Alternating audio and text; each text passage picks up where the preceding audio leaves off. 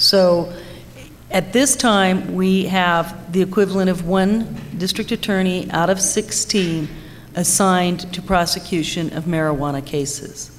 I can tell you that if I had the funding and the ability, there are enough large commercial cases to keep 3 attorneys busy full-time.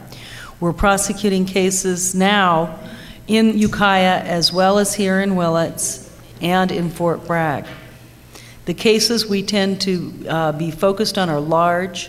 Almost always the growers are represented by highly paid, highly skilled private attorneys, and the cases are tied up in the court for a matter of years. When we do get a conviction, typically, I have not typically seen harsh sentences from our judges. So that's what I have to tell you. One of the other things was, are crimes associated with marijuana committed by intoxicated individuals or motivated by economic gain? Again, I'm going to defer to Tom's expertise. The cases that I receive in the office, there may be some intoxication involved, typically not. The crimes that are happening that are associated with marijuana are crimes of economic gain.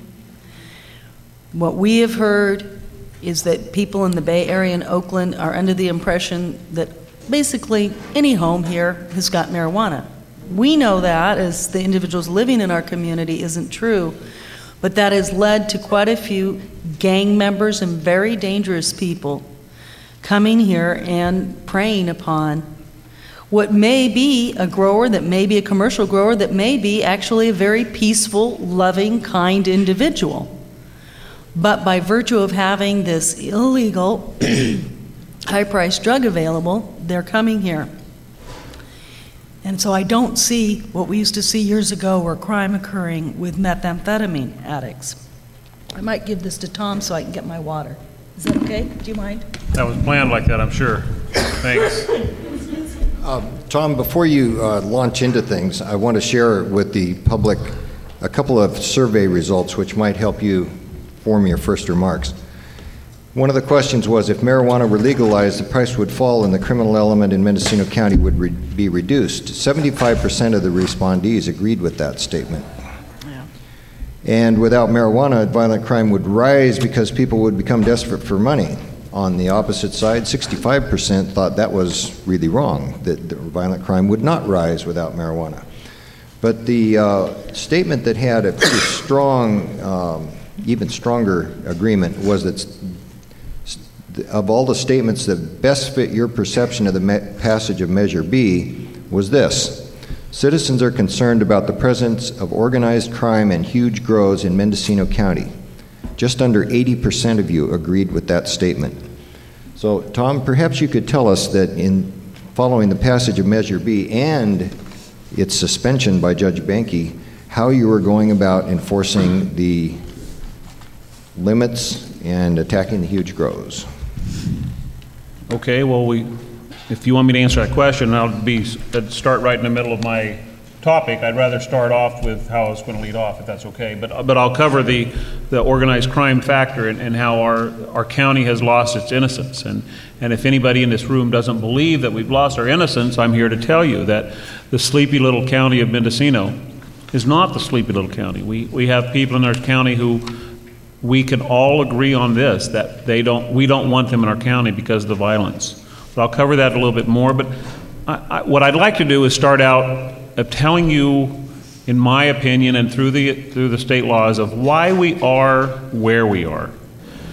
And it started in 1996. In 1996, Proposition 215 was placed on the ballot, and Proposition 215 was a ballot that didn't have a lot of direction, but it was a will of the people. The will of the people was that medicinal marijuana would be available to patients. And if you remember, if you lived in Mendocino County in 1996, at that time, Jim Tuso was a sheriff, and it was probably 2 years before Prop 215 really came down to the street level of saying, all right, medical marijuana was going to be accepted in Mendocino County. And by that time, Tony Craver was sheriff, Tony Craver and Norm Vroman. And Tony Craver and Norm Vroman said, well, where do we look to for guidance in this situation? Because there was no situation, no location in California that had said, this is where we're going to go on Proposition 215. And so they started traveling the state. They went to Arcata, they went down to Southern California,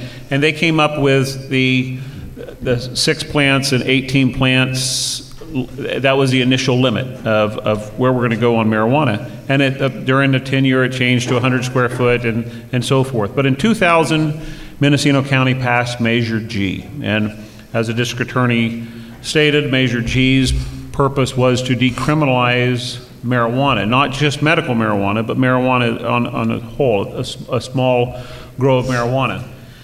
And then in 2003, the state legislature and Governor Davis decided they were going to take away some of the confusion, and they passed Senate Bill 420. And I think that hindsight is 2020 on this one. We can almost all agree that the confusion was not taken out of Proposition 215. The confusion was added to with Senate Bill 420. And so in August of last year, our local Board of Supervisors passed the 25 plants and 2 pounds per person. That was long before Measure G was on the, or Measure B was on the ballot, and that was